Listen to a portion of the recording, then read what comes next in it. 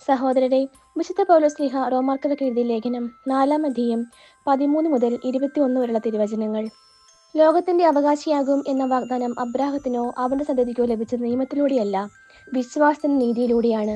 നിയമത്തെ ആശ്രയിക്കുന്നവർക്കാണ് അവകാശമെങ്കിൽ വിശ്വാസം നിരർത്ഥകവും വാഗ്ദാനം നിഷ്ഫലവുമായി തീരും.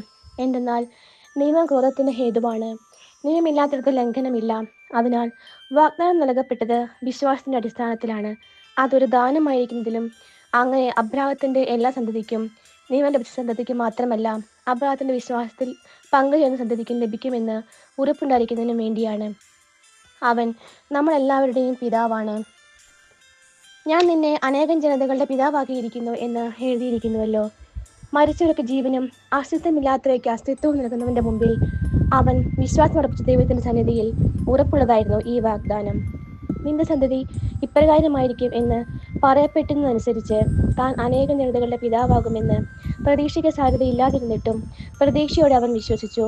100 വയസ്സായ തന്റെ ശരീരം മൃതപ്രായമായിരിക്കുന്നുവെന്നും സാറയുടെ ഉദരം വന്ധ്യമാണെന്നും അറിയാമായിരുന്നിട്ടും അവന്റെ വിശ്വാസം ദുർബലമായില്ല. വിശ്വാസമില്ലാത്തവനെ പോലെ ദൈവത്തിന്റെ വാഗ്ദാനത്തിനെതിരായി അവൻ ചിന്തിച്ചില്ല. മറിച്ച് ദൈവത്തെ മഹത്വപ്പെടുത്തിക്കൊണ്ട് അവൻ വിശ്വാസത്തിൽ ശക്തി പ്രാപിച്ചു. വാഗ്ദാനം നിറവേറ്റാൻ ദൈവത്തിന് കഴിയുമെന്ന് അവന് പൂർണ്ണ ബോധ്യമുണ്ടായിരുന്നു. നമ്മുടെ കർത്താവായ മിശിഹായ്ക്ക് സ്തുതി. സഹോദരരെ, വിശുദ്ധ യോഹന്നാൻ എഴുതിയ സുവിശേഷം 1-ാം അധ്യായം 1 മുതൽ 8 വരെയുള്ള തിരുവചനങ്ങൾ. ആദിയിൽ വചനം ഉണ്ടായിരുന്നു, വചനം ദൈവത്തോടു കൂടിയായിരുന്നു, വചനം ദൈവമായിരുന്നു. അവൻ ആദിയിൽ ദൈവത്തോടു കൂടിയായിരുന്നു. സമസ്തവും അവനിലൂടെ ഉണ്ടായി, ഒന്നും അവനെ കൂടാതെ ഉണ്ടായിട്ടില്ല. അവനിൽ ജീവൻ ഉണ്ടായിരുന്നു, ആ ജീവൻ മനുഷ്യരുടെ വെളിച്ചമായിരുന്നു. ആ വെളിച്ചം ഇരുളിൽ പ്രകാശിക്കുന്നു, അതിനെ കീഴടക്കാൻ ഇരുളിന് കഴിഞ്ഞില്ല. ദൈവം അയച്ച ഒരു മനുഷ്യനുണ്ടായിരുന്നു, അവന്റെ പേര് യോഹന്നാൻ എന്നാണ്.